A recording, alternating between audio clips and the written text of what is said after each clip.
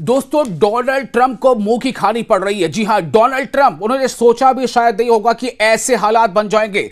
दुनिया का नक्शा, यानी दुनिया का जो पॉलिटिकल और खास जो डेमोग्राफी है, यानी सीधे तौर पर यह समझ लीजिए कि जो वर्ल्ड ऑर्डर है उसमें जबरदस्त बदलाव आने जा रहा है। नाटो के तमाम साथी मुल्क, उनमें से ज्यादातर अमेरिका के खिलाफ हो गए हैं। यहां तक कि जॉर्जिया मेलोनी, जिनकी आपने चर्चा सुनी होगी, जॉर्जिया मेलोनी ने भी डोनाल्ड ट्रंप को करारा जवाब दे दिया है। अब व्लादिमीर पुतिन ने ऐसी बात कह दी है फिलिस्तीन को लेकर के कि डोनाल्ड ट्रंप का जो पूरा मंसूबा है, जो ख्वाब है, वो चकनाचूर होता नजर आ रहा है। इसी बीच ईरान की मजबूती का क्या है राज, ये भी आपको बताएंगे। ईरान क्यों अमेरिका जैसे सुपर पावर के सामने बिल्कुल एक मजबूत खंबे की तरह से खड़ा है, क्यों ईरान में यह सख्ती है, ईरान और चाइना के बीच अंदर खाने क्या कुछ चल रहा है, यह बहुत सारी ऐसी डेवलपमेंट है। उसके अलावा ये एक अहम बात यह भी है कि दुनिया यह जानती है कि किस तरह से इस्राएल के बिल्कुल कंधे से कंधे मिलाकर लगातार अमेरिका इस्राएल का साथ देता रहा है, और इस्राएल के लिए भी अब यह दुनिया तंग होती जा रही है। आपको याद है ना कि किस तरह से इस्राएल, यानी जो यहूदी आबादी है, उसको हिटलर ने जब जर्मनी से निकाला था, लेकिन उसकी बिल्कुल सपोर्ट नहीं करना चाहिए, वो एक गलत कार्य था। लेकिन अब इस्राएल फिलिस्तीन में क्या कर रहा है, उसके इसी गलत काम की वजह, इसी जुल्म ज्यादती की वजह कर दुनिया के ज्यादातर मुल्क इस्राएल के खिलाफ हो रहे हैं। और इस्राएल के खिलाफ वर्जी करने का मतलब क्या है, इस्राएल के खिलाफ जाने का मतलब है कि अमेरिका के खिलाफ जाना। आपको एक एक करके हम सिलसिलेवार तमाम खबरें देने जा रहे हैं, कोई इसमें सनसनी नहीं है, जो खबर है वो आपके सामने होगी। देखिए, जिस तरह से आप लगातार सुनते हैं ना कि बहुत सारी ऐसी मीडिया है जो सीधे तौर पर या सच्ची खबर आप तक नहीं पहुंचाती, उसमें कई तरह का प्रेशर है, दबाव होता है। लेकिन मैं आपसे ये कहना चाह रहा हूं, ये जो आप प्लेटफॉर्म देख रहे हैं ना, इसमें आपको कोई ऐसी खबर सुनने को नहीं मिलेगी जिसका सच्चाई से नाता ना हो। लेकिन हां, इसमें कोई एग्जैजरेशन नहीं है। कुछ खबरें ऐसी हो सकती हैं जो आज अभी ऐसा लग रहा है कि उसकी तस्दीक नहीं हुई है, लेकिन आने वाले दिनों में उसकी तस्दीक हो जाएगी। इसी तरह से वर्ल्ड मीडिया के बहुत सारे ऐसे प्लेटफॉर्म है जहां पर आपको लगता है कि खबरें कुछ इस तरह से हैं या एक तरफा सब मामला चल रहा है। आप जरा से इतना समझिए ना कि जो अमेरिका वेनेजुएला के राष्ट्रपति को रातों रात वहां से किडनैप करके ले आता है, भले वो ये कहे कि हमने उनको हिरासत में लिया या डिटेन किया है, लेकिन वो एक तरह की किडनैपिंग थी। क्यों आखिर ऐसा हुआ कि अमेरिका ने ईरान के सामने कहीं ना कहीं घुटने टेक दिए? ईरान के बारे में यह कहना कि वी आर रेडी, अगर ईरान में जो प्रदर्शन हो रहा है उसके प्रदर्शन करने वालों को मारा जाएगा या उन्हें रोका जाएगा, तो अमेरिका का कहना था कि हम तैयार हैं हमला करने के लिए। आखिर क्या हुआ अमेरिका को, अमेरिका किस बात से डर गया? सिलसिले में आपको बात बताते हैं। देखिए, सबसे पहले आपको बता दें कि इटली की जो प्राइम मिनिस्टर है ना, जॉर्जिया मेलोनी, इटली की प्राइम मिनिस्टर जॉर्जिया मेलोनी ने डोनाल्ड ट्रंप को एक करारा जवाब दिया है। किस तरह से? मेलोनी ने एक तरह से समझिए कि बॉम्ब गिरा दिया है। बॉम्ब कैसे? सुनिए, डोनाल्ड ट्रंप ने कहा था कि NATO is nothing without America, NATO America के बगैर कुछ भी नहीं है। यानी नाटो में चाहे वो इटली हो, चाहे जर्मनी हो, चाहे फ्रांस हो, वो कुछ भी नहीं है अमेरिका के बगैर। यानी कि कहीं ना कहीं अपने जो बड़प्पन का या अपनी कह ले कि सीनियरिटी का या सुपर पावर होने का एहसास कराया था। तो जॉर्जिया मेलोनी ने क्या जवाब दिया है डोनाल्ड ट्रंप को? जॉर्जिया मेलोनी कहती हैं कि perfect, then we will close your bases and ditch your trade deals and boycott McDonald's for good measure।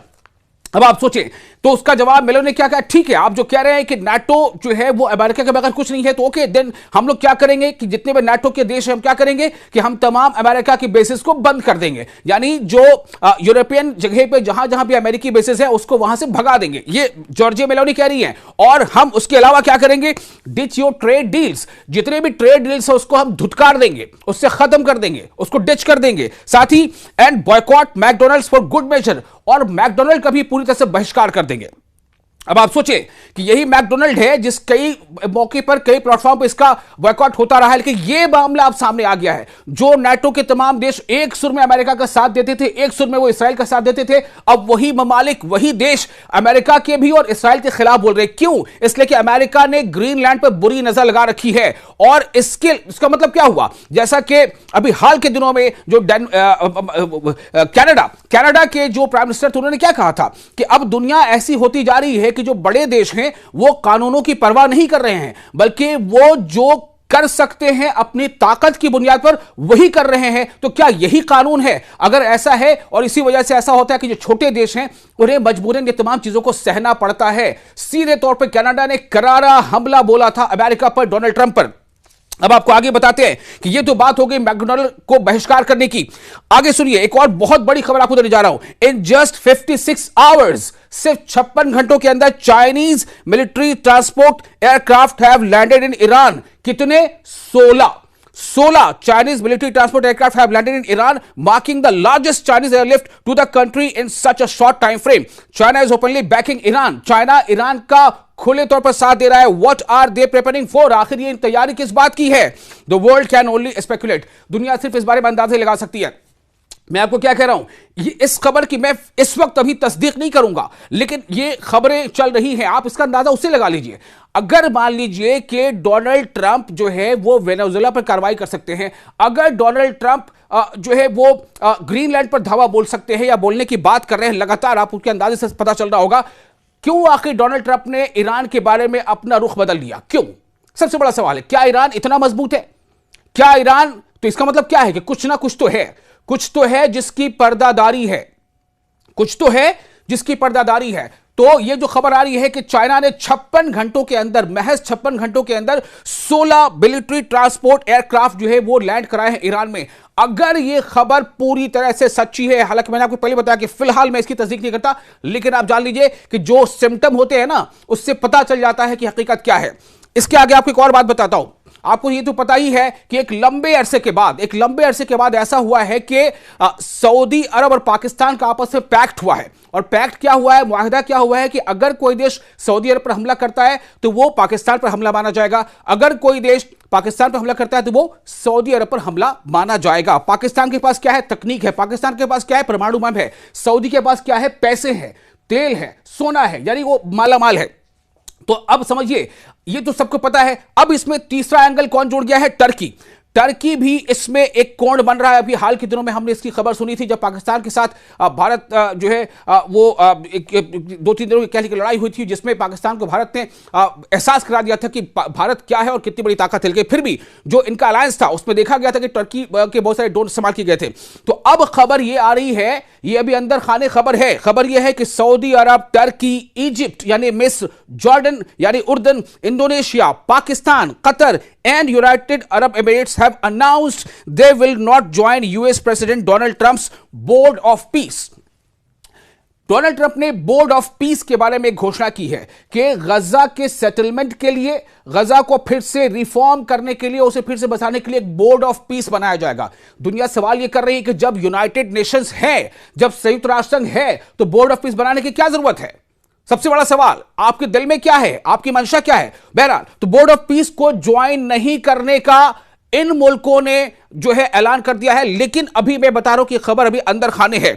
इसमें आप ध्यान से सुनिए, नाम किसका आ रहा है? सऊदी अरब, टर्की, इजिप्ट यानी Misr, Jordan, Indonesia, Pakistan, Qatar और यूएई।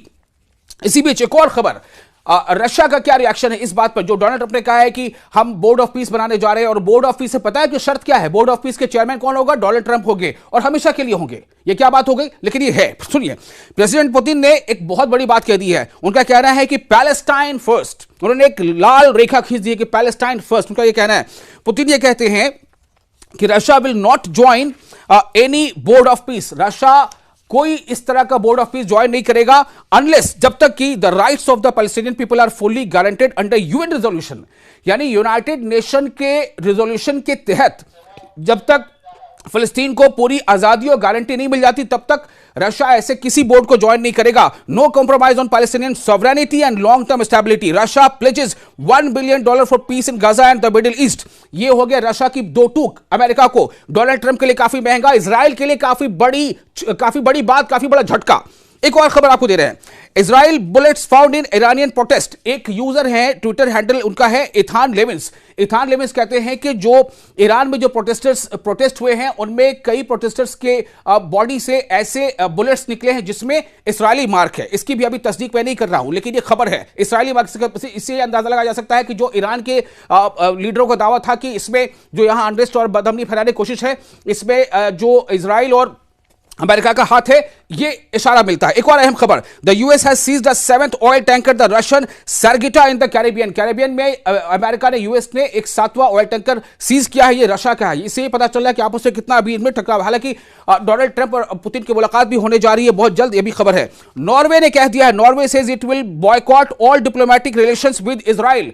नॉर्वे का ऐलान कर दिया है कि वो इजराइल के साथ तमाम कूटनीतिक, तमाम डिप्लोमेटिक रिश्ते को खत्म करता है। और इसी के साथ डेनमार्क ने भी यह मांग उठा दी है कि इजराइल को तमाम वर्ल्ड प्लेटफॉर्म से रिमूव किया जाए। ये तमाम खबरें हैं। अमेरिका और इजराइल के लिए अब काफी मुश्किल बढ़ती जा रही है। वर्ल्ड ऑर्डर में काफी तब्दीली आ रही है। आने वाले दिनों, महीनों में आप देखेंगे कि बहुत कुछ बदल जाएगा। आप बने रहें न्यूज़ 18 सोशल न्यूज़ 18 के साथ और लगातार इससे जुड़ी अपडेट्स हम आप तक शेयर करते रहेंगे।